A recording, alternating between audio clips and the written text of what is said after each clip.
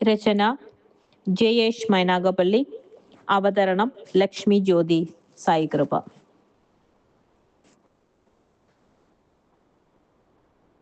കടന്നു പോകുന്ന വഴികളിൽ എവിടെയെങ്കിലും എന്നും കാണാറുള്ള ചില മനുഷ്യരുണ്ടാകും നമ്മുടെയൊക്കെ ജീവിതത്തിൽ.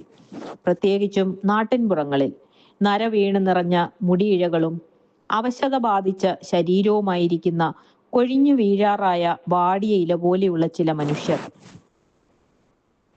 ആൾക്കൂട്ടങ്ങളിൽ നിന്നും മാറി അകന്ന് ഒറ്റയ്ക്കിരിക്കുന്നവർ. ചിലർക്കൊരുപക്ഷെ ഒരു ഊന്നുവടി കൂട്ടിനുണ്ടാവും. കണ്ണുകളിലെ പ്രസരിപ്പ് മങ്ങിയ നിഷ്കളങ്കമായ ഒരു വൃദ്ധജന്മം. ഒന്നുകിൽ ഒരു വീട്ടുവരാന്തയിൽ, ചിലപ്പോൾ വഴിയരികിലെ ഒരു തണലിൽ, അതുമല്ലെങ്കിൽ കടത്തിണ്ണയിലോ ബസ് സ്റ്റോപ്പിലോ അങ്ങനെ ഒരാളുണ്ടാവും. തിരക്ക് പിടിച്ച് പായുന്നതിനിടെ ഒരു നോട്ടം കൊണ്ടുപോലും നമ്മൾ പരിഗണിച്ചില്ലെങ്കിലും ഇങ്ങോട്ട് എന്തെങ്കിലും ചോദിച്ച് നമ്മുടെ ശ്രദ്ധ ആകർഷിക്കുന്നവർ. നമ്മൾക്കല്പം വൈകിട്ടുണ്ടെങ്കിൽ ഇന്നെന്താ താമസിച്ചേ എന്നും, നേരത്തെയാണെങ്കിൽ ഇന്ന് നേരത്തെയാണല്ലോ എന്നും സ്നേഹത്തോടെ ചോദിക്കുന്നവർ. കയ്യിൽ ഒരു സമയ സൂചിക പോലും ഇല്ലാത്ത ഈ മനുഷ്യരെങ്ങനെയാണ് നമ്മുടെ സമയക്രമം മനസ്സിലാക്കിയതെന്ന് അത്ഭുതം തോന്നും. ഇവരെന്തിനാണ് അത് ഓർത്തു വെക്കുന്നതെന്ന് അതിശയം തോന്നും.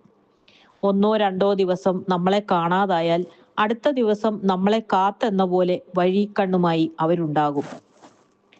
അകലെ നിന്ന് തന്നെ നമ്മളെ കാണുമ്പോൾ കാഴ്ച പറ്റിയ ആ കണ്ണുകൾ തിളങ്ങുന്നത് കാണാം.